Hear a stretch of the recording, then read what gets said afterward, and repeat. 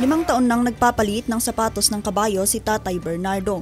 Sa tagal nito sa industriya, naranasan na niyang makagat at masipa ng kabayo. Pero patuloy pa rin niyang ginagawa ito alang-alang sa pamilya nito.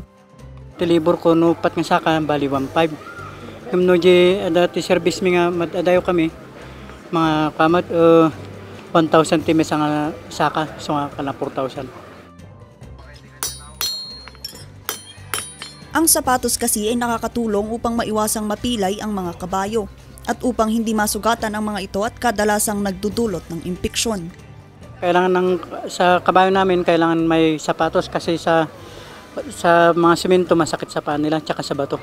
Kailangan makargahan. Napipilayan din sila, hindi sila makalakad. Pag yung iba meron, butones yan, puputok. Kaya sa kanilang organisasyon, lagi nilang tinitiyak ang kaligtasan ng kanilang mga alagang kabayo sa pamamagitan ng regular na pagpapalit ng kanilang sapatos kada buwan o kapag masyadong mahaba na ang kanilang mga kuko. Kung sakali rin daw na hindi mapalitan ang mga sapatos ng mga ito, walang kailangang ipag-alala dahil kusang matatanggal ang sapatos nito. Vanessa Bugtong para sa Luzon Headlines. Ang bahaging ito ay hatid sa inyo ng King's Vita Plus Animal Feed Supplement. Alagang King's Vita Plus, kikita ka na, aasenso ka pa!